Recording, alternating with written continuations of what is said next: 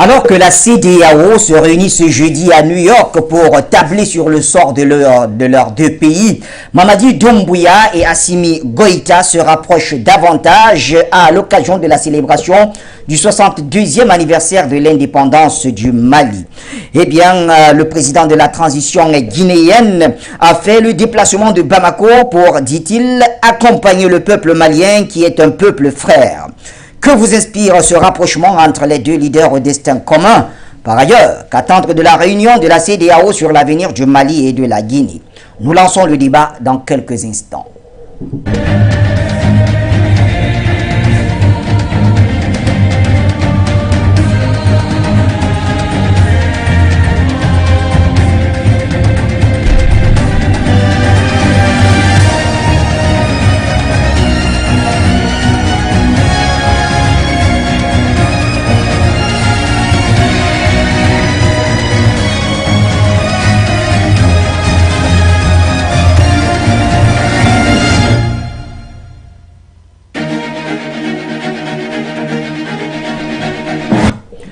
Bonsoir l'Afrique et bonsoir le monde. Bienvenue mesdames et messieurs à cette autre édition du Point sur l'actualité. Vous êtes bien sur les antennes de Foyo Média. Vous nous suivez en radio sur la 96.3 FM pour ceux qui sont à Douala et ses environs.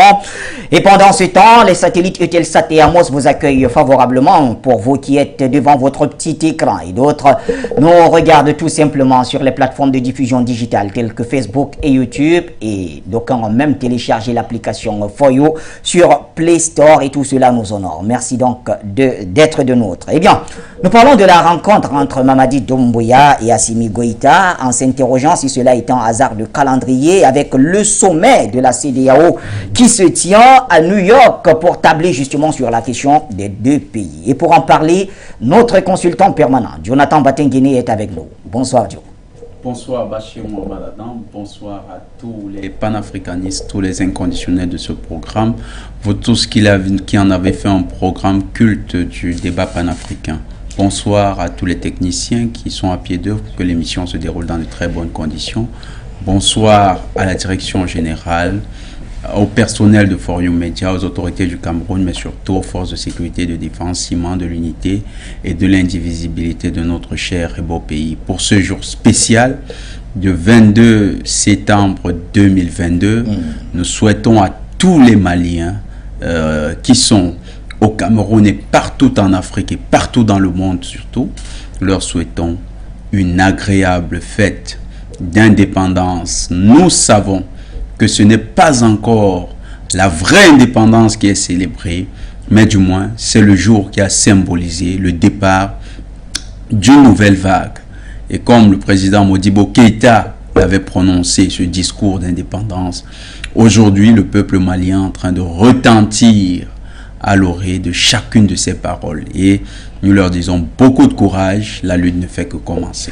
Et ça ne fait que commencer. Merci à vous, cher Jonathan Batenguini. Je ne sais pas si nous sommes déjà en contact avec Issa Diawara du côté de Bamako. Issa nous retrouvera certainement puisqu'ils sont en pleine manifestation de ce côté-là. Alors il y a une grande manifestation qui se tient à la place de l'indépendance au moment où l'on célèbre aussi le 62e anniversaire de l'indépendance de ce pays. Donc qu'est-ce qu'on dit? C'est joyeux anniversaire ou comment? En tout cas, bonne fête. Bonne fête d'indépendance. Voilà, bonne fête à tous les Maliens. Eh bien, Jonathan Batenguini, plantons le décor avec cet élément que nous propose la réalisation pour illustrer le rapprochement entre Conakry et Bamako.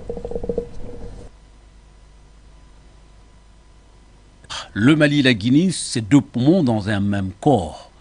Les autorités de la transition des deux pays comptent bien matérialiser cet adage, d'où cette visite d'amitié et de travail du président guinéen de la transition en République du Mali. C'est aux environs de 16 heures, sous une ferveur de veille de fête d'indépendance, que l'avion présidentiel du Mali s'est posé sur le tarmac du pavillon présidentiel de l'aéroport Bamako-Sénou. À son bord, un invité exceptionnel, le colonel Mamadi Doumbouya, président de la transition guinéenne. Il a été accueilli au bas de la passerelle par son homologue du Mali, le colonel Assimi Goïta, président de la transition, chef de l'État. Après l'hymne national des deux pays, les deux chefs d'État ont ensuite procédé aux salutations d'usage des autorités maliennes de transition et le ballet diplomatique qui était présent à l'accueil. Il s'agit là de la toute première visite du colonel Mamadi Doumbouya à l'étranger depuis son avènement au pouvoir, il y a de cela une année. Cela traduit de façon limpide les relations séculaires qui lient le Mali et la Guinée et témoigne de l'engagement des deux colonels présidents à avancer main dans la main pour l'intérêt supérieur des deux nations. Je suis à Bamako à côté de mon frère, le président Simi, pour bien sûr fêter l'indépendance du Mali et accompagner le peuple malien, qui est un peuple frère. Et nous savons bien sûr la Guinée et le Mali, on le dise, c'est un poumon, deux mêmes, dans un même corps. Donc pour moi, il est important d'être à Bamako pour fêter l'indépendance du Mali avec mes frères maliens. C'est à la suite de ces propos fraternels que le président guinéen de transition a été conduit au palais de Koulouba par le colonel Goïta. Demain jeudi, le colonel Mamadi Doumbouya prendra part aux festivités du 22 septembre qui marquent la date de l'indépendance du Mali. Voilà, nous sommes jeudi justement et nous attendons le retour d'image de nos envoyés spéciaux du côté de Bamako. Et pendant ce temps, Jonathan Batengini, que vous inspire ce rapprochement entre Conakry et Bamako? L'axe Conakry-Bamako est créé et se renforce.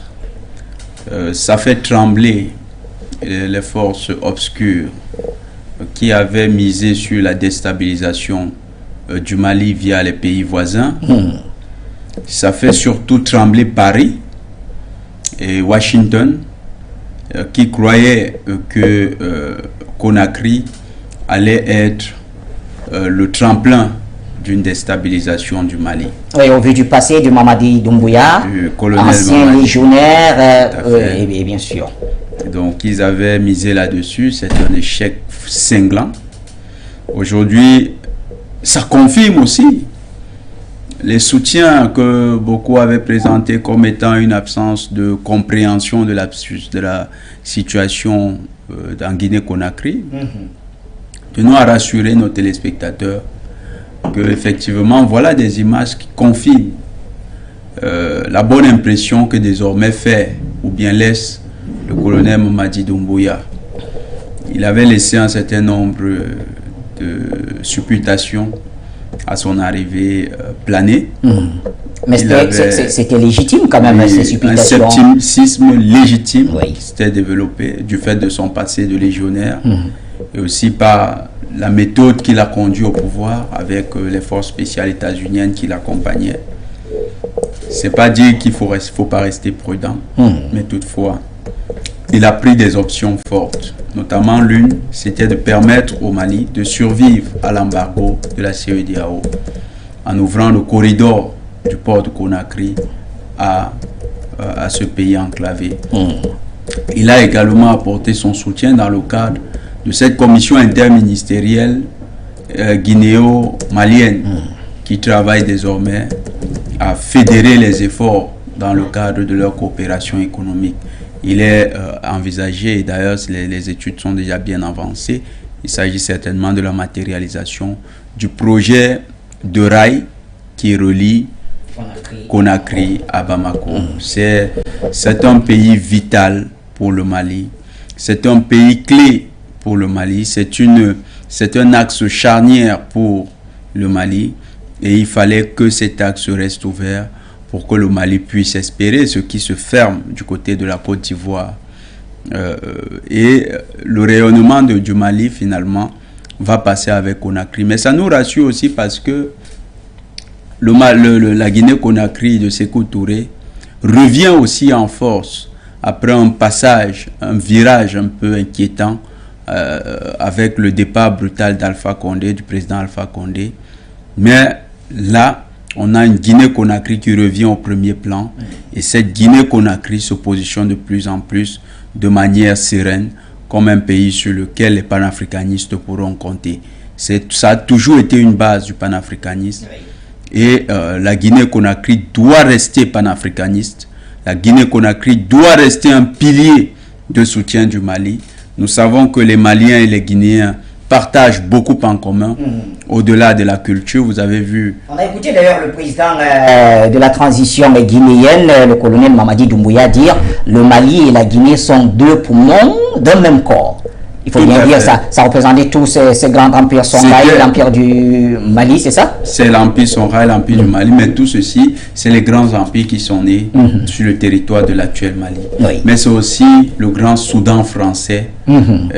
Bien sûr, quand ils parlent des deux poumons d'un même corps, ils pensent aussi à leurs frères qui sont encore de l'autre côté, les Gambiens, les Sénégalais, qui doivent rentrer dans la grande famille, parce que c'est ces pays-là qui formaient ce qu'on appelait le Soudan français. Stratégiquement, que représente justement ce rapprochement? On a vu quand même ces deux leaders très sereins, les images qui circulent là, merci à Signé d'ailleurs de les faire passer davantage. On a vu quand même ces leaders très sereins, un peu comme s'il y avait une relation de confiance entre les deux. Ce qui n'est pas quand même forcément le cas avec d'autres qui sont passés. Je pense par exemple au Burkinabé Damiba. Le président Assimi, vous savez, c'est quelqu'un qui ne cache pas sa sympathie pour certains leaders. Donc la position du colonel Mamadi Doumbouya jusqu'à présent et les renseignements maliens sur les positions de l'homme font que de plus en plus il est considéré comme un dirigeant ami. Un ami au sens même de la fraternité, de la sympathie humaine. Pas au sens simplement des États, parce que quand on dit ami dans le sens des États, c'est simplement une question d'intérêt. Oui, un ami, c'est-à-dire quelqu'un qui partage de plus en plus les perspectives de lutte et les éléments de la lutte malienne. Quelqu'un qui s'en inspire et qui voudrait reproduire le modèle chez lui. D'ailleurs, c'est pourquoi nous avons tenu à poser une aide d'honneur autour du président Mamadi Doumbouya lorsque le fameux FNDC a organisé des marches qui sont essentiellement un mouvement déstabilisateur pour la paix en Guinée-Conakry. Oui, cet acte courageux qu'il a pris, nous avons surtout appelé à ce que le président Doumbouya procède aussi à des opérations de communication comme ça se fait au Mali. Oui. Il est en train de synchroniser avec les Maliens pour que la lutte prenne corps. Nous espérons qu'avec les manifestations qui sont organisées aujourd'hui à Bamako, dans le cadre des manifestations populaires de soutien au gouvernement de Bamako, gouvernement de transition à Bamako. Et au départ de l'amunissement, il faut préciser, parce que je crois que tout à l'heure, quand on sera avec Issa, il nous donnera plus d'informations.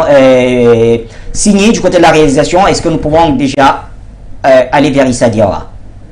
D'accord. Je reviens à vous, très cher. Nous espérons qu'avec ces manifestations, il pourra s'en inspirer et essayer de reproduire au niveau de la Guinée-Conakry le même schéma. Parce qu'il faut des leaders qui sont des leaders visionnaires, mais en plus, ils doivent avoir toute la légitimité qui les accompagne pour mener des actions avec la sérénité qu'il faut pour atteindre les objectifs qu'on s'est assigné. Merci à vous, cher Jonathan. Allons donc vers Issa Diawara, à qui nous souhaitons une très bonne fête de l'indépendance, bien que, en tant que panafricaniste, j'imagine qu'il nous dira que c'est une indépendance inachevée. Issa, bonsoir, cher ami, merci d'être avec nous. Vous sortez fraîchement de la place de l'indépendance, justement, où vous battiez le pavé aux côtés de vos camarades. Dites-nous-en un peu plus. Oui, bonsoir à vous, monsieur Bachir, bonsoir à mon frère et ami Jonathan avec vous au plateau. Mes salutations à l'endroit de tous les panafricains, à l'endroit de tous ceux qui sont en train de suivre Forum Média à cet instant. Très bien. Alors, vous sortez donc fraîchement de cette manifestation. Que doit-on savoir avant peut-être d'en arriver au rapprochement entre la Guinée et le Mali à travers Assimi Goïta et Mamadi Doumbouya? Oui, effectivement, je viens de sortir de la manifestation qui a lieu à la place de l'indépendance. Il y a un groupe de manifestants qui s'est dirigé vers le siège même de l'aménagement. Sans doute, c'est pour remettre un document officiel de la société civile à l'aménagement, l'appelant à quitter le territoire malien dans le plus bref délai possible. Je viens de quitter cette manifestation, effectivement, bien sûr, pour participer à cette émission. Je pense que le moral est bon, les Maliens sont motivés. Partout à la manifestation, ce sont les drapeaux du Mali qu'on voit, vert, or et puis rouge. Donc, c'est partout, et puis les vuvuzelas, il y a beaucoup de trucs, des sifflets. Partout, en réalité, c'est de l'ambiance, c'est chaud, la fête au départ, carrément, de l'aménagement. Ça me rappelle les grands moments de manifestation. Depuis bien avant la chute du régime Ibeka, jusqu'à la chute du régime Ibeka, les manifestations appelées là au départ des forces Barkhane, Takuba et autres. Oui, aujourd'hui, j'ai un peu retrouvé, c'est parfait. Et je pense au fur et à mesure, nous allons nous installer carrément dans ce genre de manifestations appelées là au départ de l'aménagement. Mais je pense que ce ne sont pas des simples manifestations. Ce sont des manifestations, cette fois-ci, qui lient la parole à l'acte. Puisque quand vous voyez les manifestants se diriger directement vers le siège de l'aménagement, dites-vous qu'il y a quelque chose qui se prépare. Donc, pour le moment, la jeunesse des territoires maliens, sans trompette, sans tambour, comme Barkhane est parti.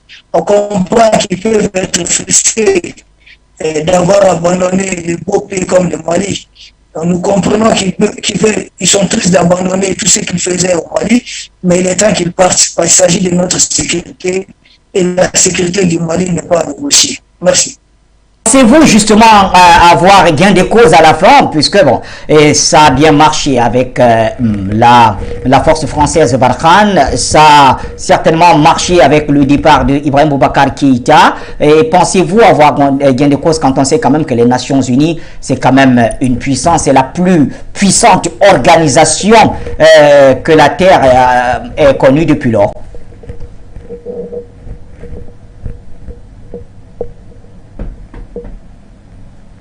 Vous avez, il n'y a rien de plus puissant qu'un peuple debout. Moi, je compte aux jeunes maliens, rien ne vaut ce peuple.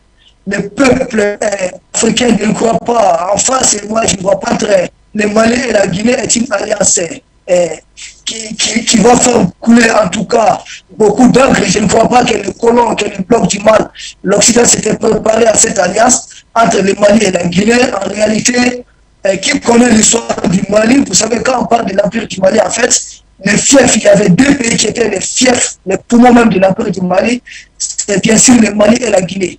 De part, vous trouvez certaines villes importantes de l'Empire du Mali du côté du Mali, de l'autre côté, vous avez d'autres villes qui se trouvent du côté de la Guinée.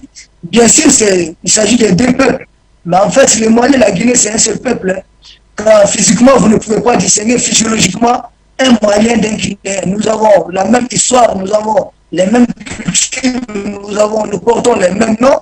Vous avez, moi je suis Diawara, vous avez les Diawara ici, vous en avez autant en Guinée. Vous avez, je sais pas, des Fofana ici, il y en a en Guinée, des Camara ici. Simple preuve, celui qui a répondu aujourd'hui en Baloch sur la défense du Mali, c'était Sadio Camara. Donc, vous allez trouver beaucoup de similitudes entre les deux. En réalité, le Mali et la Guinée, nous sommes assez le même peuple. Mais quand vous regardez les dialogues qui se trouvent là-bas, il y a tellement de dialogues ici aussi. Des bas de l'autre côté, il y a des bas au Mali, des baldés, il y a des baldés ici au Mali. Donc, le Mali, en fait, c'est un même peuple, c'est le colon qui a tracé sa frontière. Si vous regardez des Malinqués ici, vous en trouvez du côté de la Guinée. Vous trouvez des peuples ici, vous le trouvez du côté de la Guinée. Donc, en réalité, le Mali et la Guinée, c'est un même peuple. D'ailleurs, l'alliance entre Assimi Goïta et le colonel Mamadi Doumbia, pour qui connaît l'histoire, puisque la France a des faux anthropologues qui se disent experts du Mali, qui ne connaissent rien du Mali, mais qui connaît l'histoire, l'alliance entre le colonel Mamadi Doumbia et le colonel Assimi Goïta, moi, ça me fait penser à l'alliance Soundiata Keïta et Fakoli Doumbia. Hein? Qui connaît Fakoli? Fakoli, c'est un puissant guerrier forgeron.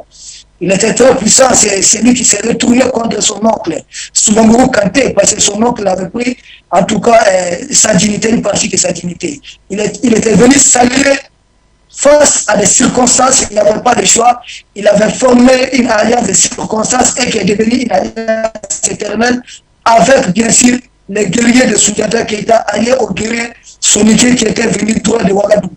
Donc, cette alliance a permis de gagner ce qu'on appelle la bataille historique de Kirina. La bataille de Kirina, c'est cette bataille qui a accouché à la charte du Mandé, la naissance de la charte du Mandé. Et ici, encore, en 2022, 1235, 2022, l'histoire se répète.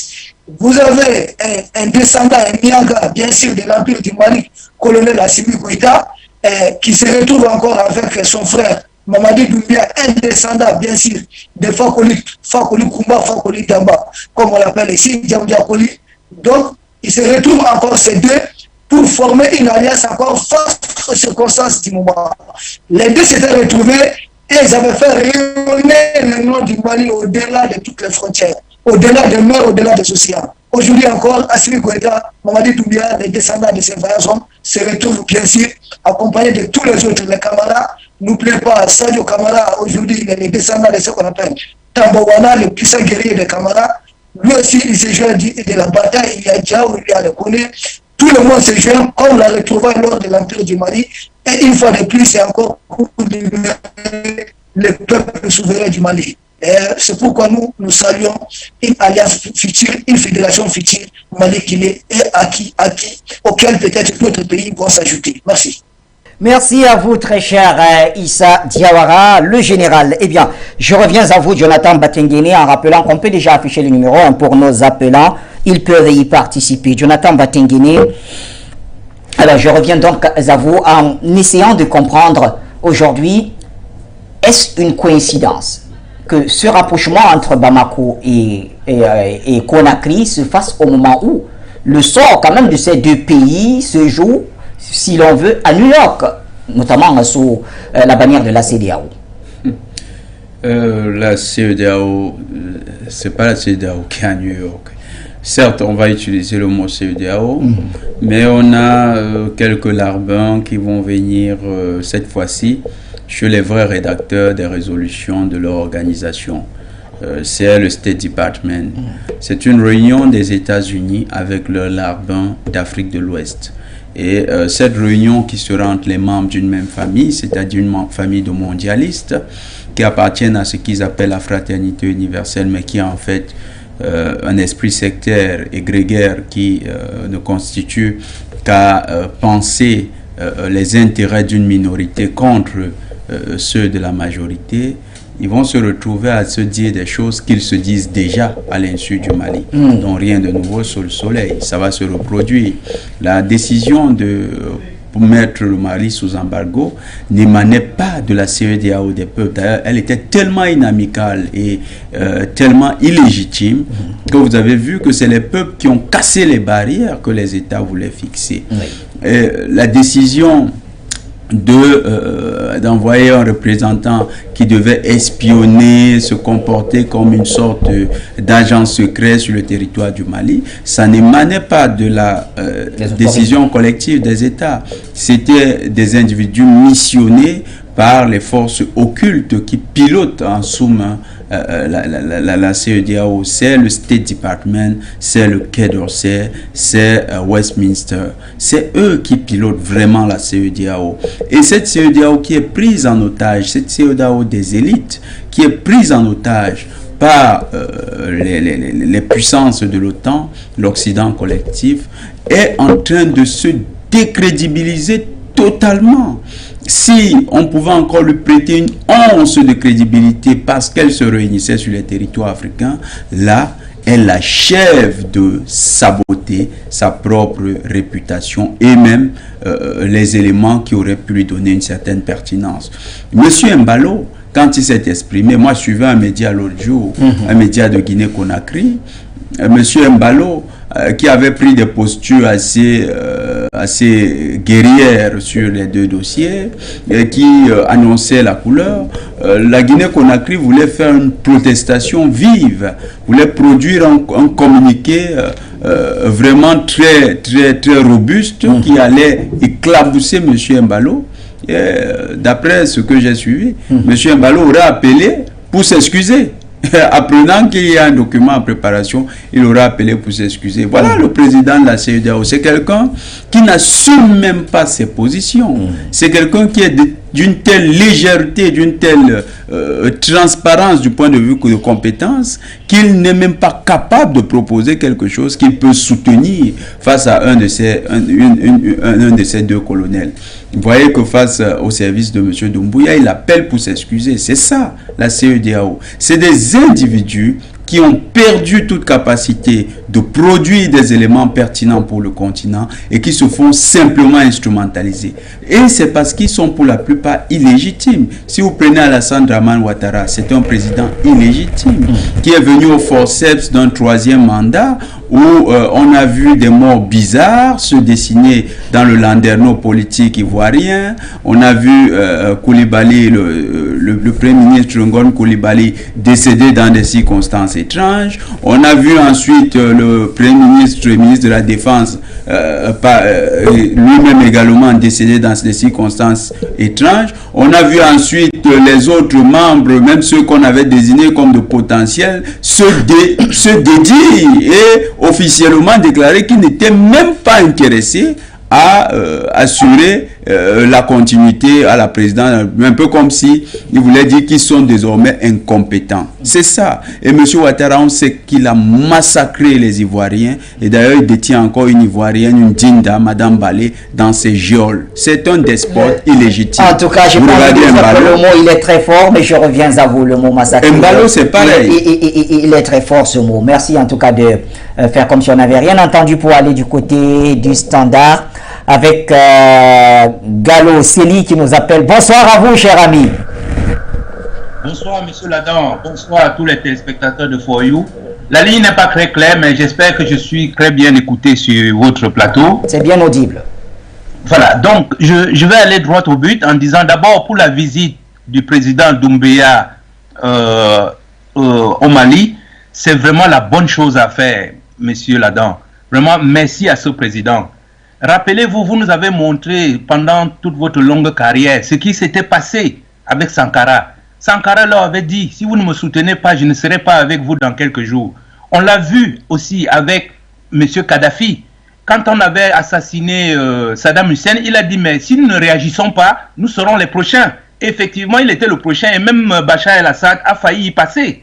Donc, j'invite les présidents africains à aller au Mali, dans cette terre d'accueil, boire cette eau fraîche de la calebasse de la source du Mali. C'est ça qu'il faut comme solidarité. Donc je ne dirai pas plus sur ce sujet. Sinon, pour le deuxième sujet, si vous avez le temps dans cette émission, s'il vous plaît, mettez-nous la réaction d'un des colonels de Guinée qui a répondu à M. Ambalo, qui lui a dit que ce monsieur nous a humiliés. Comme si on n'avait pas un bureau où se réunir dans l'espace CEDEAO. Deuxièmement, ce faux général, il se balade partout, il parle, mais comme si la CEDEAO c'était sa chose.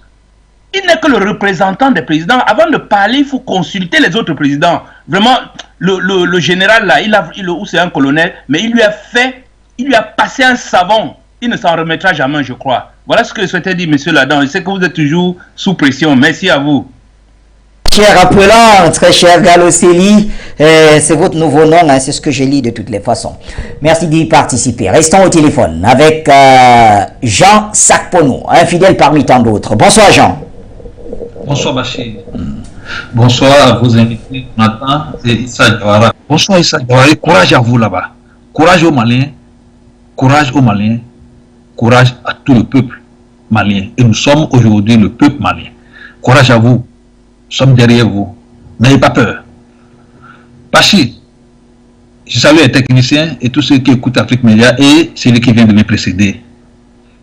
Oui, il faut du courage pour décider. Décider ce qui est bon pour le peuple qu'on représente. Décider ce qui est bon pour le peuple qu'on représente. Doumbouya, c'est vrai. Au départ, on pensait, mais finalement, le temps change les gens. Et la vision des choses, il a le courage maintenant de dire non, je vais choisir la part la plus petite et non la grande part. Les protégés mondiaux et les protégés mondiaux. Parce que ceux qui choisissent l'Occident, tel qu'Ambalo,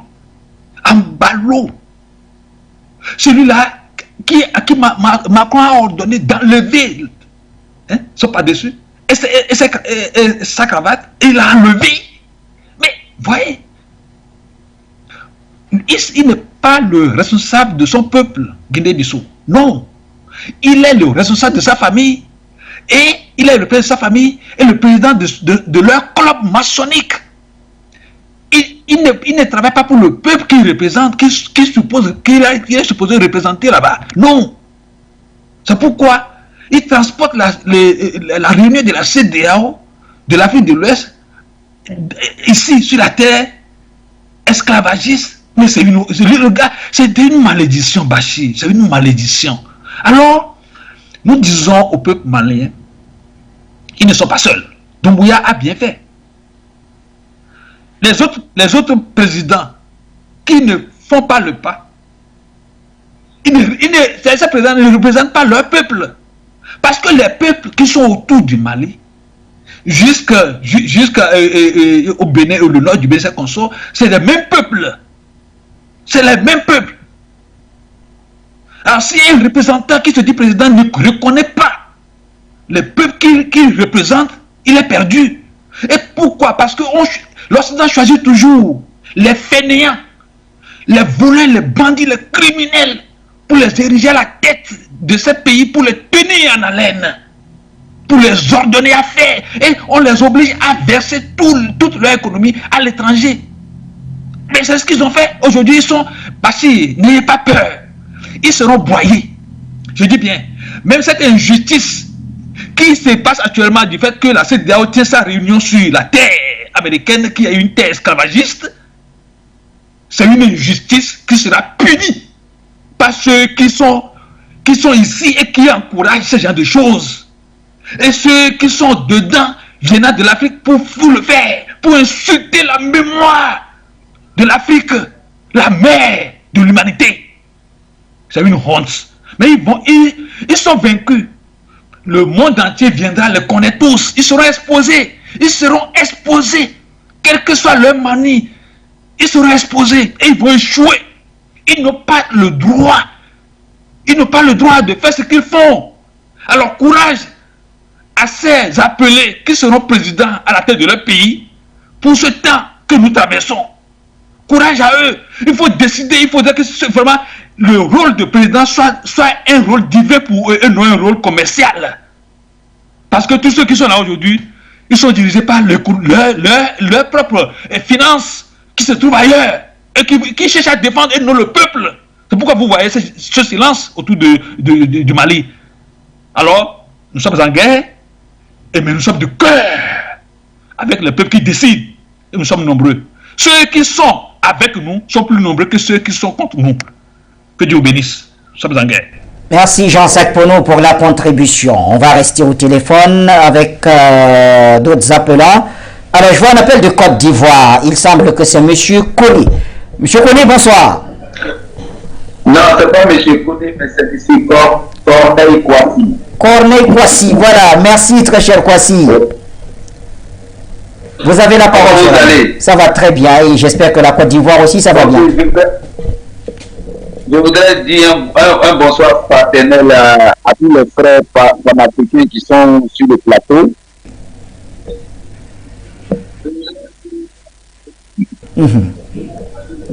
Allez-y, parlez sans chercher à vous réécouter.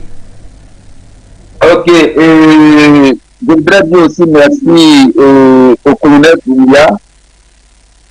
J'ai été l'un des consultants sur un plateau de télévision à défendre ce monsieur.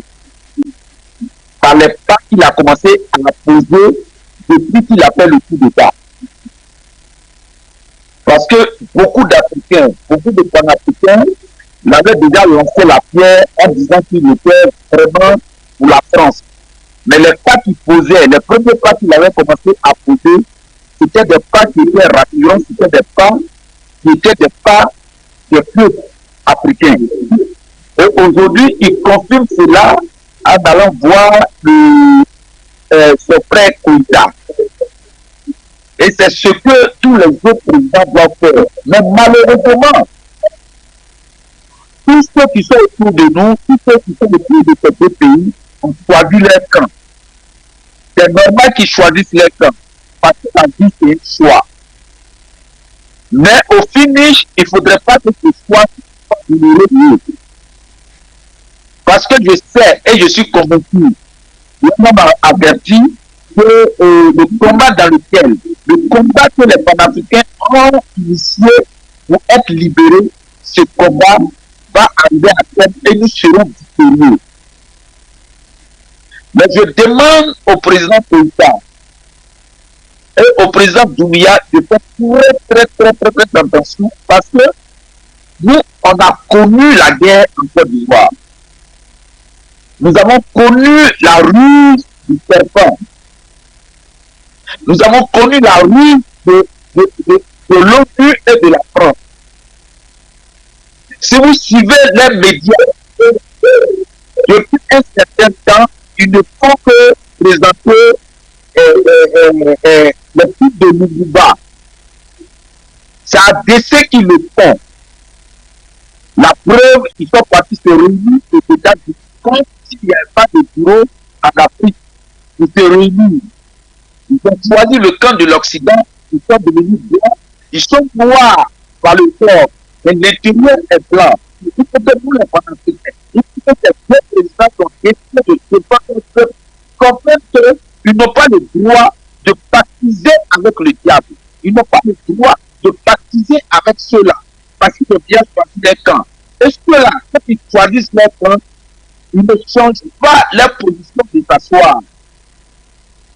Il faut qu'ils pensent ça à Kwame Nkrumah. Il faut qu'ils pensent à Sékou Touré. Il faut qu'ils pensent à Lumumba. De la manière dont on les a éliminés. Ils ne doivent plus pactiser avec ces gens-là. Ils doivent prendre toutes les catégories comme Fidel Castro a pris sa position vis-à-vis des États-Unis. C'est tout ce que je voudrais dire cet après-midi. Merci. Merci à vous, très cher Corneille Kwasi, pour l'appel depuis la Côte d'Ivoire. Le téléphone reste ouvert et cette fois, on va en Suisse. Lamine Diop. Bonsoir, Lamine.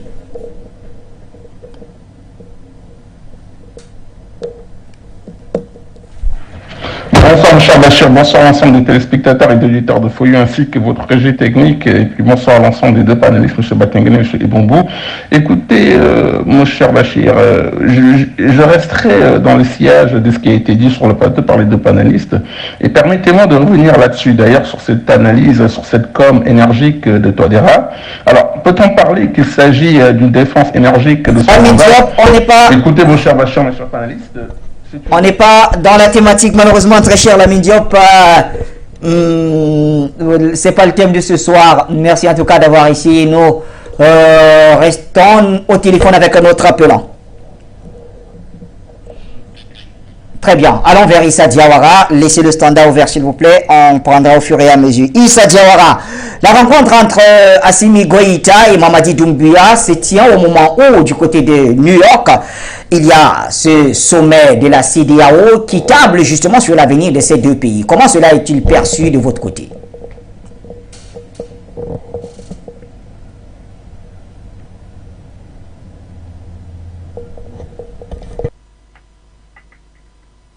Je crois que votre micro est fermé. Merci. Voilà. Monsieur Bachir. Oui, là je vous explique. Le micro était pour répéter la question. Comment est-ce que la rencontre, le sommet... Je vous écoute maintenant. Oui, le sommet... Répétez la question. Très bien. Le sommet de la CEDEAO à New York, comment est-il perçu au moment où quand même il y a cette rencontre entre Assimi Goïta et Mamadi Doumbouya? Non, moi je vois plutôt la rencontre entre Mamadi Doumbouya et Assimi Goïta comme déjà une réponse prochaine à ce sommet de la CEDEAO. Ce sommet de la CEDEAO, c'est ça, c'est plus... Monsieur Ambara Sissoko, je ne sais pas quelle école il a fréquenté, quelle école traditionnelle et moderne il a fréquenté. Il a déjà donné ensuite les conclusions du sommet avant le sommet. Il s'est déjà prononcé sur l'issue du sommet et dit qu'il peut avoir des sanctions contre la Guinée, contre le Mali. Donc à défaut des sanctions, il faut s'attendre à des mises en garde. Donc il a déjà parlé il a même déjà fait le sommet. Nous savons que le sommet a été dicté, mais M. Ambalo a manqué l'occasion de la fermer, de se taire. Il a manqué cette occasion. Sinon, le président du Ghana, lui, ne parlait pas, il était mieux jusqu'au sommet. M. Ambalo a même laissé déjà attendre que le Burkina n'est pas concerné par les sanctions. Donc, ce que nous comprenons, M. Emmanuel Macron aurait dicté à Macky Sall et au président, et à M. Ouattara, en tout cas les grandes lignes du sommet. Et ces deux ont fait partager ça à leurs hommes qu'ils ont placés à la tête de la CEDEAO. Cet homme-là n'est autre que le monsieur là, comment il s'appelle, Embalo Sissoko, qui vraiment, excusez-moi du terme, c'est un monsieur qui est spécialiste en escroquerie. C'est quand il a eu la prise du pouvoir par le militaire d'abord au pouvoir, il était venu ici en vitesse. Diawara, il est venu escroquer le peuple malien, il est venu dire. Issa Diawara. Issa, je vous en prie, on va retirer quand même le mot escroquer. Il s'agit quand même d'un chef d'État. On ne peut pas le comparer à un escroc. Je vous en prie, allez-y, vous poursuivez.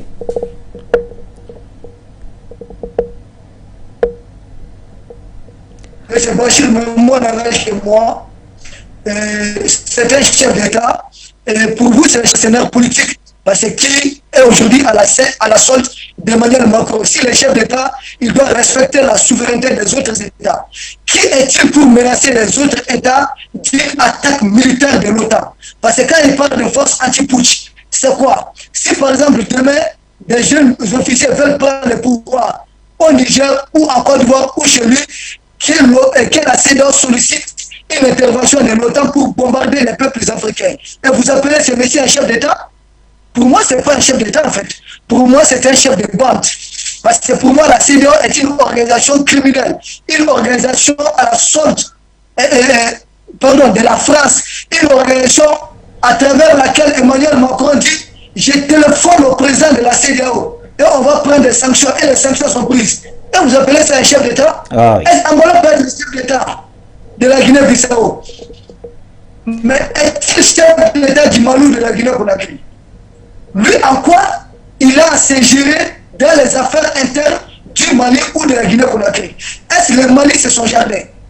Le Mali fait plus de combien de fois la Guinée-Bissau? La Guinée-Bissau ne vaut même pas une province au niveau du Mali. Mais il est qui lui là? Un pays, son pays est gagné par les narcotrafiquants. Pourquoi il ne va pas créer une force d'abord anti-narcotrafiquant? Pourquoi il ne va pas créer une force anti-terroriste? Parce que anti-terroriste, c'est une force qui va combattre les mercenaires de la France. Ça lui gêne. Tout ce qui leur intéresse là, c'est leur fauteuil présidentiel. Peu importe si les terroristes continuent de tuer les populations, les peuples d'Afrique. Je suis désolé. Ce n'est pas un chef d'État pour moi. Pour moi, ces hommes-là, l'Occident a sélectionné il est un président que grâce à une certification de la CEDEAO, lui, il doit tout à la CEDEAO, pas à son peuple. Donc, si aujourd'hui, s'il se limite à la Guinée-Bissau, nous, on n'a pas de problème. Mais s'il s'apprend au Mali ou à un autre pays africain, il aura affaire à nous. Nous avons tout en dit, moi j'ai tout en dit, que même si c'est un prophète qui s'apprend au peuple d'Afrique, moi je vais combattre ces prophètes. Nous allons combattre ces prophètes. Donc pour nous, ce n'est pas un chef d'État. Aujourd'hui, c'est une nouvelle réécrite de M. Emmanuel Macron, bien sûr, qui vient de donner les résultats du sommet de la CEDEAO aux États-Unis avant même ce sommet. Quel respect pour un tel homme? Quel respect pour une telle personne? Une personne qui parle d'un dossier judiciaire au Mali, qui n'a même pas la connaissance du dossier, qui ne connaît rien du dossier, qui n'a même pas parlé avec Assimi Goïta, parce que selon ses dires à présent, Emmanuel Macron ne lui a pas encore autorisé à appeler le président Assimi Goïta. Donc, moi, je n'ai pas de respect pour ce monsieur. Désolé, qui ne respecte pas mon peuple, je ne le respecte pas. Même si c'est le Dieu, j'aurai mon mot à dire. Merci. C'est à vous, cher Issa Diawara. Issa très remonté, d'ailleurs, il faut bien le dire. Jonathan Batengene, c'est à vous la parole. Je rappelle, le standard, il reste ouvert. Prenez tous les appels. Et comme d'habitude, on ne filtre pas. C'est ainsi que nous fonctionnons à Foyou. Jonathan Batengene, qu'est-ce qui pourrait ressortir de ce sommet de la CEDEAO qui se tient à New York? Rien de terrible. Rien de terrible. Et pourtant, on va évaluer quand même l'avancée, notamment en ce qui concerne les deux pays, comment la transition évolue, comment les transitions évoluent. On sait qu'il y a ce petit bras de fer au niveau de la durée, 36 mois pour Doumbouya, 24 proposé par la CEDEAO. D'ailleurs, le président Sissoko Embalo a échangé là-dessus avec les journalistes occidentaux qui l'interviewaient. Est-ce qu'on ne se retrouverait pas dans une situation où la Guinée se verrait sanctionnée, par exemple, pour ne parler que du cas de la Guinée? Qu'est-ce qui serait nouveau dans leur sanction? Qu'est-ce qui serait terrible dans leur sanction? Qu'est-ce qu'il y aura à redouter de leur sanction? Rien. Corée du Nord, ils ont arrêté d'exister à cause des sanctions occidentales. L'Iran, On ne peut pas citer tous les pays qui ont progressé avec les sanctions occidentales. Même la Russie. La Russie, Cuba, puissance médicale aujourd'hui dans le monde. La Russie qui voit sa monnaie prendre de la valeur de 40% depuis le début de l'opération militaire spéciale en Ukraine. La Corée du Nord qui a aujourd'hui des centrales nucléaires avec des armes nucléaires et une technologie très avancée. Vous trouvez que ces pays-là seraient les parias du monde? Ils sont entrés dans le club très fermé des pays les plus avancés du monde. Si la Guinée-Conakry et le Mali peuvent encore avoir l'opportunité d'intégrer cette classe d'élite parmi les pays du monde, vous savez que nous prions que le Cameroun intègre cette classe d'élite. Oui. Parce que finalement, les sanctions, c'est très bien pour un pays. Eh bien, ce sera une opportunité de développement unique que ces pays saisiront. Passer cette étape, nous pensons qu'ils ne vont rien faire pour une raison. Nous avons observé la scène, nous observons la scène géopolitique ces derniers temps. Monsieur Bachir Ladan Mohamed, sans triomphalisme, il se trouve que de plus en plus, lorsque des débats panafricanistes sont tenus sur les questions d'intérêt stratégique des pays du bloc collectif, des blocs de l'Occident collectif, il se trouve que de plus en plus, ils adoptent des solutions aux antipodes de celles qu'ils adopteraient de manière classique. C'est-à-dire que s'ils avaient prévu des sanctions et que les débats ont porté sur l'ineffectivité ou bien les contre-mesures à des sanctions, ils préfèrent ne pas prendre de sanctions et rester bouche bée. Eh bien, l'Occident collectif scrute encore l'univers créatif et l'univers réflexionnel ou bien réflexif des panafricanistes. C'est comme pour dire que nous sommes devenus la boussole même du monde. Ils regardent tout ce que nous faisons. Donc le simple fait qu'ils savent que nous savons qu'il y a une opportunité dans les sanctions, ils vont annuler les sanctions. Mais comment est-ce que vous expliquez l'assurance de Mamadi Doumbouya face à ces différents médiateurs de la CEDEAO qui défilent du côté de Conakry? Chacun vient et on parle de 24 mois, il dit c'est 36. Vous avez lu, il dit c'est 36. La belle aventure ambiguë de Cheikh Hamidou Khan, oui. Qui disait, la Grande Royale, vous allez apprendre à lier le bois au bois. Et elle disait quoi? C'est que ce que vous allez apprendre dans l'école occidentale, vous allez ramener ici pour nous apprendre à faire comme. Mamadi Doumbouya, c'est un légionnaire qui connaît les méthodes des légionnaires. Il sait ce qui se passe au Mali. Il n'a même hâte que d'une chose maintenant. N'est-ce pas mieux qu'on dit c'est un ex-légionnaire? Bon, c'est un ex-légionnaire. C'est un président à la tête d'une... Voilà. Un militaire de force spéciale aime bien qu'on l'appelle militaire de force spéciale. Il ne devient jamais ex-militaire de force spéciale. Oui, mais légionnaire, du point de vue africain, c'est un ex. Souvent, il n'est pas mercenaire. Lui, c'est mercenaire.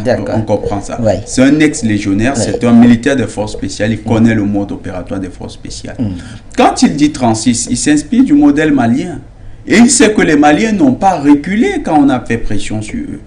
Il est assez ferme parce qu'il sait que c'est dans cet intervalle de temps qu'il s'est fixé avec l'ensemble des parties prenantes. Parce qu'il y a eu aussi un dialogue inclusif en Guinée-Conakry. Et c'est le fruit des concertations collectives qui a abouti à cette charte de transition. Et cette charte de transition, il a l'obligation désormais, en ayant prêté serment sur l'ensemble des éléments de la Constitution, d'accompagner la Guinée-Conakry jusqu'à la transition. C'est l'objectif même désormais qui est ultime pour son régime. Alors, quand ce dernier décide d'être ferme, c'est parce qu'il sait qu'il a un engagement constitutionnel à remplir. C'est également parce qu'il sait qu'il est le garant de cette concertation entre les Guinéens. Et que c'est lui qui va devoir accompagner le peuple guinéen vers sa véritable liberté. Mais bien plus, il connaît les méthodes de Barbouze. Oui. Il les maîtrise très bien. Il n'a que hâte de les voir mises en branle pour lui aussi apporter une réponse. D'ailleurs, nous saluons la réponse énergique qu'il a apportée au FNDC en fermant ce machin. Maintenant, il doit même travailler à ce que le conseil de transition, que le gouvernement de transition devienne un gouvernement avec les mêmes éléments de popularité et de légitimité que le gouvernement malien. Ça doit être son... Je vous reviens. Je vais passer rapidement vers Issa Diawara, le général, qui a une urgence, mais on va d'abord aller vers lui. Issa Diawara, alors sur le sommet de la CEDEAO, qu'espérez-vous de ce côté-là? Qu'est-ce qu'on peut attendre de ce sommet? Et puis, notamment la rencontre entre Assimi Goïta et Mamadi Doumbouya, est-ce que ça pourrait aboutir vers une stratégie commune de défense, stratégie militaire, je veux dire? Vous savez, le colonel Assimi Goïta a donné une interview ici, en Bama, à langue locale. Il est très important de parler de cette interview. Dans cette interview, il a dit que Mamadi Doumbouya est son frère et il est son ami. Et ils se connaissent, ça fait longtemps. Qu'ils se connaissent depuis un bon moment. Ce qui veut dire, c'est que nous on connaissait déjà dans les coulisses, c'est un peu la confirmation de cela. Je pense le colonel Goïta et Mamadi Doumbouya travaillent main dans la main depuis fort longtemps. Mais puis ce sont des forces spéciales, ce sont des hommes qui ne sont jamais apparus ensemble, qui ne se sont jamais affichés ensemble. Donc bien sûr du côté de Bamako, c'est une alliance politico-militaire, une alliance stratégique, même économique, qui est en train de se dessiner. Une alliance stratégique qui va intégrer beaucoup de points. En tout cas, c'est cette lecture que moi j'ai fait de cette situation entre le colonel Goïta et le colonel Mamadi Doumbouya. N'oubliez même pas, Mamadi Doumbouya a atterri à bord de l'avion présidentiel du colonel Assimi Goïta lui-même. Les deux hommes, et il a dit, Goïta a dit à Bambara que le colonel Mamadi Doumbouya est chez lui au Mali, il est tranquille chez lui au Mali, il est chez son frère, il est dans son pays frère. Donc il y a une forte complicité entre les deux hommes forts de l'Afrique de l'Ouest. Maintenant, du côté du bloc de la France qui est en train de se réunir aux États-Unis, bien sûr, je parle du bloc de la France qui est cette CEDEAO, aujourd'hui dirigé par M. Embalo Sissoko. Je pense qu'Embalo Sissoko a déjà statué sur les résultats. Il dit que le Burkina n'est pas concerné par les sanctions. C'est pourquoi d'ailleurs, nous avons le colonel Damiba qui est arrivé là-bas du côté de New York pour se sommet de l'Assemblée générale de l'ONU. Ensuite, certains que deux pays peuvent être concernés par les sanctions. Il s'agit bien sûr, ce sommet de la CEDEAO, c'est un sommet contre le monde. C'est un sommet du bloc France-Afrique contre, bien sûr, le bloc aujourd'hui dirigé par les militaires au sein de deux sommets, en fait, au niveau de la CEDEAO, au moment où je suis en train de vous parler. Il y a un sommet à Bamako entre la Guinée et le Mali, et l'autre sommet, bien sûr, au niveau des États-Unis, un sommet de valeur, effectivement, de la France. Donc, qu'est-ce que la France a dicté à ces hommes-là contre le Mali et la Guinée?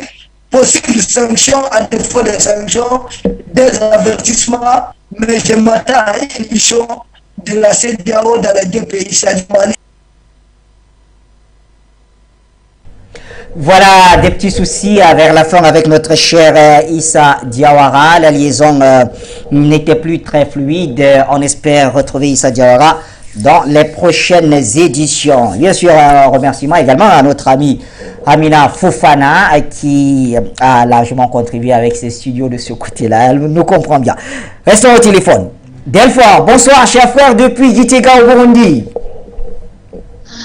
Bonsoir, mon cher frère Bachir. Permets-moi de saluer mes chers frères que tu as invités. Donc,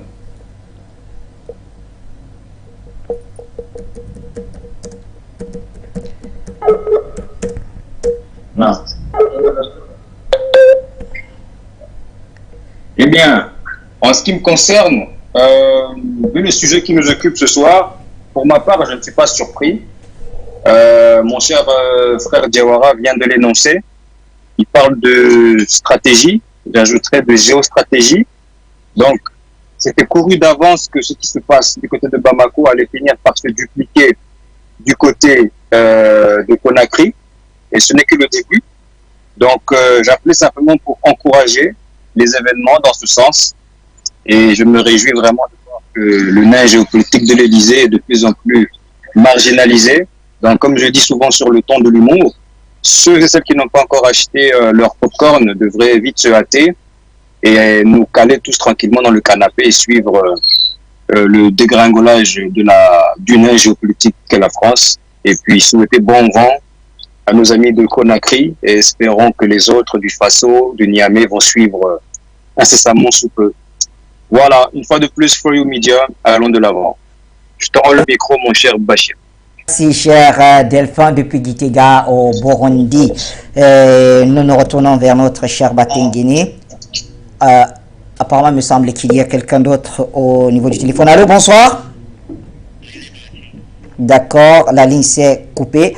Vous pouvez rappeler quand vous voulez. Donc, c'est votre émission de toutes les façons. Jonathan Batengene, la question que je posais tout à l'heure à notre cher Issa Diawara, est-ce que de cette rencontre entre Assimi Goïta et Mamadi Doumbouya peut naître une alliance stratégique sur le plan militaire? Il y a déjà sur le plan des deux gouvernements un rapprochement intense. Oui. On a parlé d'une commission interministérielle qui a été créée dans le but de fédérer les actions sur les projets importants comme le projet du rail. Il y a également la question des infrastructures routières qui doivent également être interconnectées. Il y a l'acheminement des matières premières qui peuvent être exportées facilement à partir de la Guinée-Conakry. Une alliance militaire, c'est beaucoup plus complexe parce que actuellement, les deux pays ne jouissent pas d'une même expérience en matière de lutte contre le terrorisme. Le Mali a une expérience avérée avec des opérations concrètes sur le terrain. La Guinée-Conakry, elle, joue peut-être d'un personnel qui sera en quantité qui pourrait être envoyé en renfort, mais est-ce qu'ils ont l'expérience de la lutte antiterroriste? C'est là toute la question, et surtout la lutte antiterroriste dans les terrains sahéliens. C'est toute une autre équation. Pour qu'il y ait création d'unités mixtes avec la Guinée-Conakry dans la lutte contre le terrorisme, il faut un temps d'imprégnation des soldats de Guinée-Conakry sur le territoire malien pour que les FAMA puissent les aguerrir à la guerre dans les conditions du Sahel et les préparer au type d'attaque qu'on rencontre avec les terroristes qui sont d'une nature tout à fait différente, parce que si des terroristes peuvent se placer à 30, 40, voire 50 km et tirer des obus avec des canons César, vous comprenez que vous avez affaire avec des professionnels qui ont tout ce type d'armement. Est-ce qu'on peut se retrouver avec une sorte de front contre les dirigeants très parisianisés de la CEDEAO en ce moment? Tout à fait. Là, c'est là l'objectif. S'il n'est pas militaire, il est économique et il est politique, avec un contre-pouvoir Mali, un tandem Mali-Guinée-Conakry qui va répondre de manière véhémente et vaillante aux attaques extérieures. Ça complique un peu plus la tâche parce que le Mali tout seul, ça devenait un peu plus facile de tirer tous azimuts sur le Mali. Maintenant, avec la Guinée-Conakry, ça crée de nouvelles zones sur lesquelles le Mali peut surfer. Par exemple, l'ouverture économique, le Mali peut facilement contourner un éventuel embargo. Sur le plan politique, le Mali peut trouver en la Guinée-Conakry un allié pour répondre ou bien pour adopter des actions conjointes contre des pays hostiles. Il faut aussi noter qu'à partir de la Guinée-Conakry, il y a un effet d'entraînement parce que les populations de Guinée-Conakry sont aussi celles qu'on retrouve dans d'autres pays comme la Côte d'Ivoire, qu'on retrouve en Gambie. Ces populations-là, par exemple, vous avez les Peuls qui sont en grand nombre, vous avez d'autres populations. Il s'est cité d'ailleurs beaucoup de noms, similitudes au niveau des noms, les Diawara, les Traoré, les Fofana, les Diallo, etc. On les retrouve un peu partout dans cette région. Mais quand vous avez ça, avec un pays comme la Guinée-Conakry et un pays comme le Mali, vous pouvez influencer le jeu politique interne de certains pays voisins. Alors on a l'impression que dans ce type de relations, si je m'en tiens à ce que vous avez dit jusqu'ici, le Mali serait le plus grand bénéficiaire. Qu'en est-il de la Guinée? Que gagne la Guinée à coopérer, à renforcer sa coopération avec le Mali? D'abord, le plus grand avantage de la Guinée-Conakry, ce serait de transformer la révolution actuelle en action populaire. Il faut que ce soit la même dynamique qu'au Mali, que ce soit quelque chose qui soit porté par le peuple. C'est l'un des grands... Mais il y a un gros problème avec les composantes sociologiques de ce côté à Conakry. La politique a été très ethnicisée et ça fait que c'est assez difficile. Elle était également ethnicisée au Mali jusqu'à une certaine époque. Il faut que l'ingénierie politique, l'ingénierie sociale malienne prenne corps au niveau, par exemple, le conseil technique des experts maliens ou bien de tous ceux qui ont participé, des leaders d'opinion maliens, pourraient être mis en contribution au niveau de la Guinée-Conakry. Il faut que ces derniers se déplacent, se retrouvent par exemple les Issa Diawara, les Amina Fofana, le Sage, Ben le Sage, Ben le Cerveau. Tous ces éléments-là doivent être ramenés dans les discussions avec les Guinéens de Conakry. Et il faut... Mais à ce niveau, très cher Batenguene, est-ce que ce ne serait pas la volonté populaire qui pourrait ramener justement ces sociétés civiles à se parler entre elles? Là, c'est des rencontres au sommet ici. Non. Si vous avez des leaders de la société civile malienne qui se déplacent, c'est autre chose. Ça crée une autre forme de diplomatie. C'est une diplomatie par le social, c'est une diplomatie par des organisations qui ont un mode de fonctionnement différent. Par exemple, si les Amina Fofana et autres se déplacent, et Issa Diawara se déplace sur la Guinée-Conakry, c'est autre chose, c'est une autre configuration. Leurs interlocuteurs directs ne seront pas forcément les gouvernants. Ça peut être les sociétés civiles de Guinée-Conakry, un partage d'expérience, un temps de travail ensemble, une coordination des actions de sociétés civiles, la mise sur pied, parce que quand vous discutez avec ces leaders, l'avantage des leaders de la société civile, c'est qu'ils posent pratiquement les mêmes problèmes. Ils vont poser le problème du panier de la ménagère, ils vont poser le problème de l'éducation, ils vont poser le problème de l'accès aux soins de santé, ils vont poser un ensemble de problèmes qui sont basiques, qui ne sont pas forcément adressés directement par les autorités de la transition. Ils vont préférer procéder là de manière bureaucratique. Or là, vous avez des acteurs qui peuvent parler avec ces gens, leur faire comprendre que leur réalité, par exemple, dans la langue, vous savez que l'une des grandes barrières parfois dans la communication, c'est la langue. Parfois, des gens ne nous écoutent pas simplement parce qu'ils ne comprennent pas bien dans la langue dans laquelle on s'exprime. C'est pas leur langue, leur langue naturelle, leur langue maternelle. Donc, il faut des gens qui sont capables de leur parler dans leur langue. Et quand vous avez ces leaders qui arrivent là-bas, ils leur parlent dans leur langue. Maintenant, ils vont tenir un discours qui va permettre à ces gens de changer de comportement dans leur appréhension politique, dans leur approche politique. Et c'est ce qu'il faut aujourd'hui à la Guinée-Conakry. Il faut un shiftage, il faut que le peuple change son approche de la politique, qu'on quitte de cette approche ethniciste et tribaliste vers une approche de conscience nationale. Et là, les experts, les leaders de la société civile malienne peuvent être mis en contribution à l'avantage du gouvernement de transition de Guinée-Conakry. Merci Jonathan Batenguene. Retournons au téléphone. Peter Brown nous y appelle. Bonsoir Peter.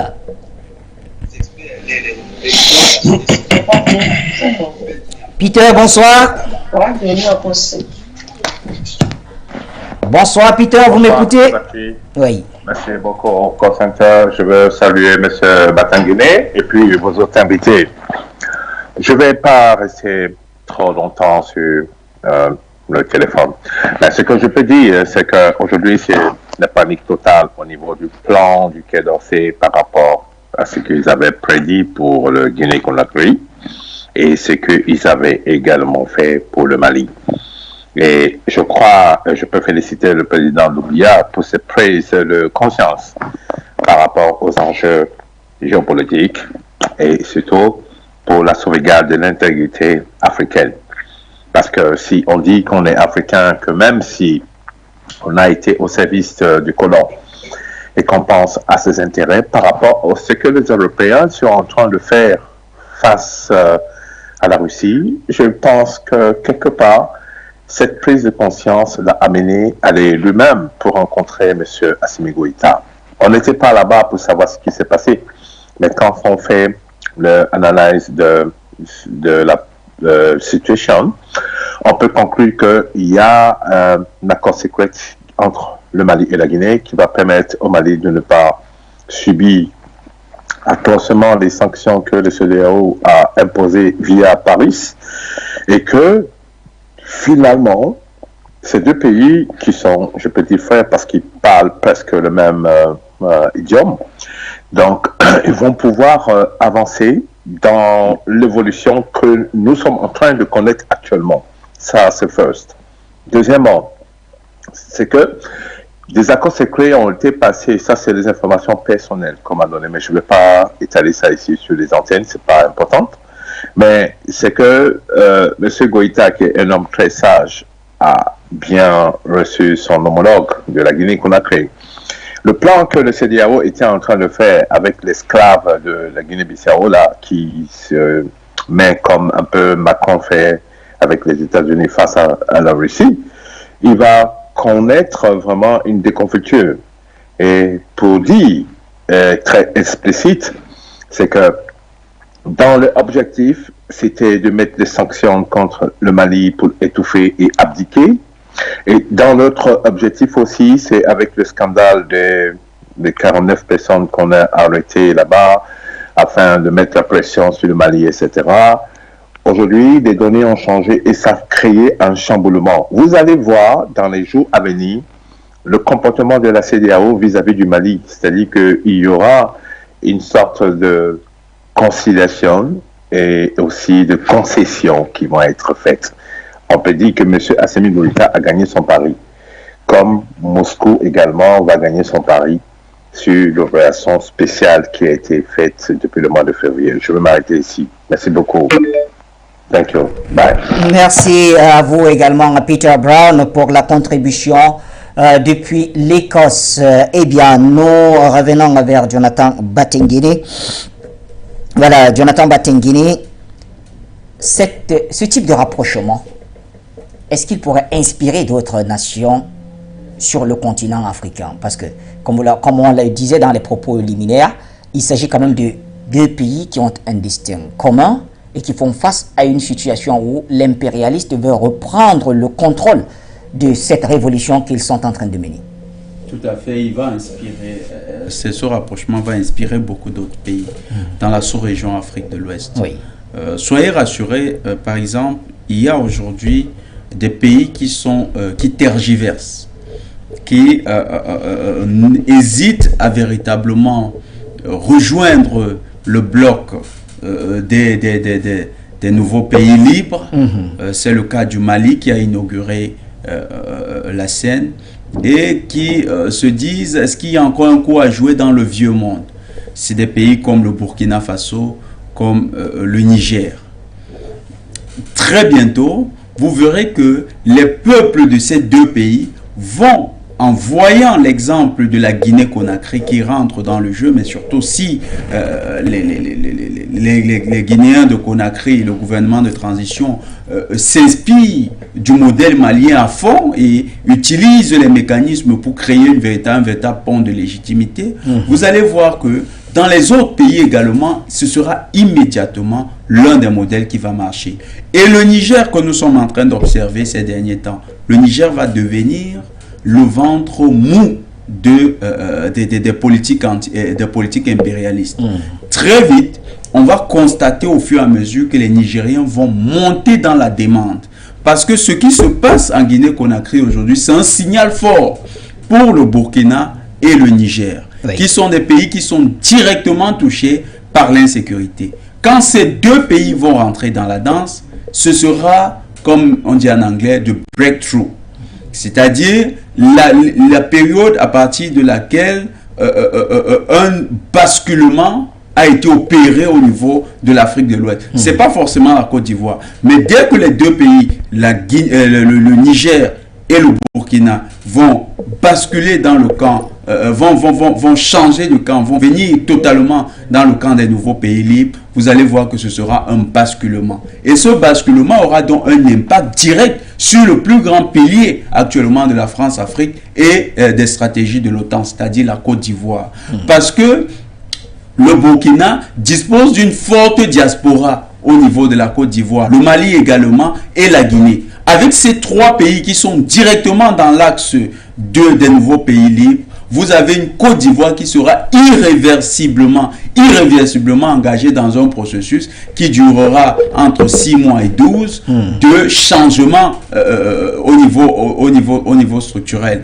Cette Côte d'Ivoire va être révolutionnée par tous ces acteurs parce qu'ils seront maintenant en cohérence avec les aspirations des leaders comme le président Laurent Koudou-Gbagbo, et ils pourront ensemble mener la révolution du peuple de l'Afrique de l'Ouest, parce que le peuple ivoirien finalement, c'est tel qu'Houphouët-Boigny l'avait pensé, c'est devenu un peuple cosmopolite, c'est un peuple qui est représentatif de la sous-région Afrique de l'Ouest, et c'est la révolution des peuples de l'Afrique de l'Ouest qui amènera les changements au niveau de la Côte d'Ivoire. Vous savez que Laurent Gbagbo, pour être renversé, Ouattara avait instrumentalisé plusieurs peuples de la sous-région. C'est effectivement tous ces peuples-là qui vont refaire la révolution au niveau de la Côte d'Ivoire, parce que même si nous disons toujours que les Ivoiriens feront leur révolution, ils la feront avec leurs frères d'Afrique de l'Ouest, avec nos frères d'Afrique de l'Ouest. C'est quelque chose qui se produira. Mais pour cela, il faut bien sûr que le basculement soit observé. Et le grand basculement après cette visite salutaire et ce rapprochement salutaire de la Guinée-Conakry, c'est les deux pays qui actuellement sont les éléments les plus des éléments pertinents dans cette lutte. C'est le Niger, c'est le Burkina Faso. Actuellement, voilà deux pays qu'il faut retrouver dans cette alliance. Et si nous voyons ça, soyons-en sûrs, le verrou ivoirien sera levé. Et ce que vous dites semble prophétiser la mort de la CEDEAO actuelle.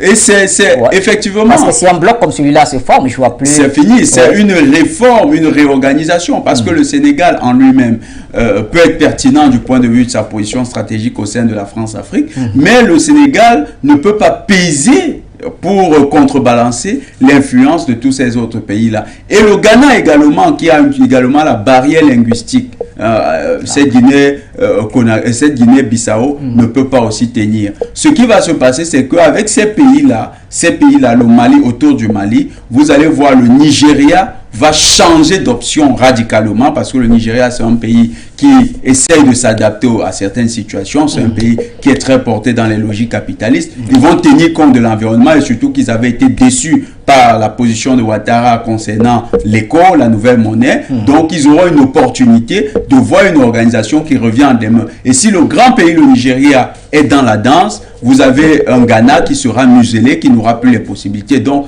aujourd'hui, tout se joue entre ces pays-là, la Guinée-Conakry, le Burkina et le Niger. Merci à vous, Jonathan Batenguene. Un grand merci à Issa Diawara qui était des nôtres et qui est retourné d'ailleurs à la manif. Apparemment, ça se poursuit puisque du côté de Bamako, c'est le temps universel qui est observé de ce côté-là. Donc, 18h47. On va remercier tous ceux qui ont participé à cette réflexion autour de la rencontre d'Umbuya Goïta, hasard de calendrier avec le sommet de la CEDEAO tenu à New York. C'était avec un point d'interrogation. Bonne suite des programmes sur les antennes de Produits.